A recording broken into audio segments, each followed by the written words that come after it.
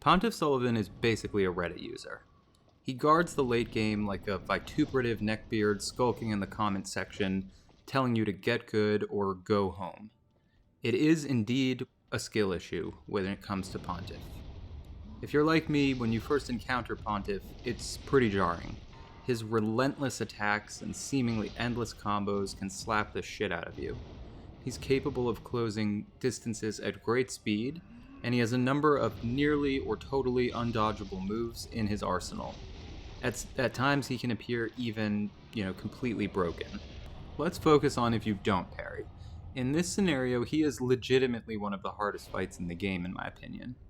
I want to talk about how he signals not just a transition from the early to late game within Dark Souls 3, but also a broader evolution in FromSoft's boss design that culminates in Sekiro and Elden Ring. To reach Pontiff, you'll have first fought Udex Gundyr, Vort, Wolnir, Deacons of the Deep, and Abyss Watchers. The few DS3 haters that I've encountered in my comment section typically claim that Dark Souls is easy because you don't really have to time anything and you can just sort of spam roll. Now, in general, I think this is just false. If you spam roll in the mid to late game, you'll die. There's another conversation to be had about how difficult learning timing is, and I'll do so in my Combat Evolution series. However, for right now, what is true is that, except for the Abyss Watchers, you can get through the early game bosses with a minimal, shaky understanding of evasion timing. To those players, Pontiff is there to say, go no further. Spam rolling will get you killed in this fight almost instantly. The speed of his attacks ensures that, but he's taken out even a second insurance policy against spam rolling by the sheer damage each individual attack can deal. Thus, Pontiff represents a stark shift towards a more technically sophisticated evasion. More broadly, he's also the canary in the coal mine for a reorientation towards a focus on deeply learning an individual boss's idiosyncratic moveset. When you fight, for example, Vort, you don't have to learn that much about Vort. You have to learn some things. For example, in his second phase, he'll do his multiple charge attacks, and you do need to learn to evade that. But generally, he's a booty boss, and you can get through the fight by sticking to his ass. However, because Pontiff deals such massive damage, it's less feasible to half-learn him and rely on tanking damage and trading hits. You really do need to learn his combos. He utilizes arrhythmic timing and short delays with one or two longer delays. To me, he's actually most reminiscent of Sister Frieda. She too deals massive damage outputs that prohibit a hit trading strategy, and she too uses mixed timing with medium length delays. Pontiff uses aerial crashes in his second phase that have somewhat counterintuitive timings, as does Sister Frieda, especially in the Black Flame Frieda phase.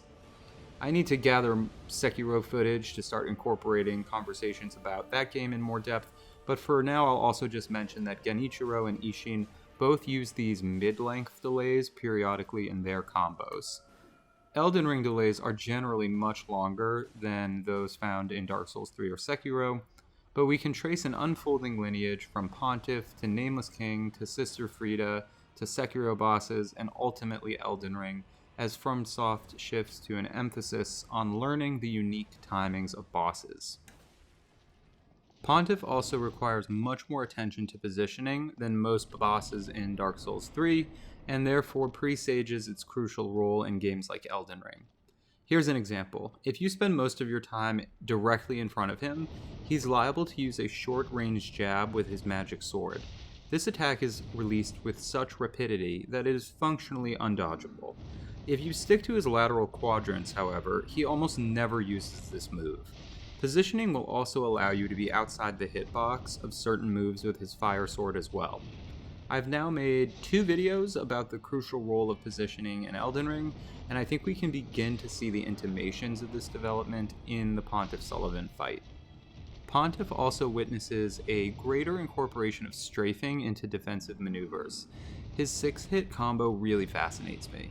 It utilizes mixed timing, but smack dab in the middle, there's a forward jab with the magic sword that cannot be dodged. You can, of course, circumvent the entire issue if you just run outside the reach of the entire combo and wait it out, but where's the fun in that? If you actually want to engage with it, you need to dodge roll all the fire sword swipes and strafe the magic sword jab. I believe it's the 4th move.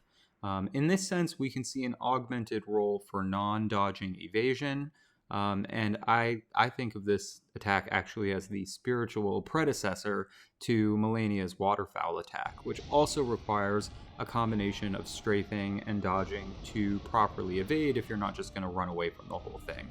There's so much more we could say about Pontiff, but these to me are the main things that make him stand out sort of as a transitional boss, both within the game itself and within the evolution of FromSoft's boss design. I think you can see a lot of the early stages of future directions that the franchise and their different games will eventually take. I'd love to hear from you in the comment section how you feel about Pontiff. How was your first fight against him? Also, anything I missed about how his moves relate to the broader timeline of FromSoft's boss design.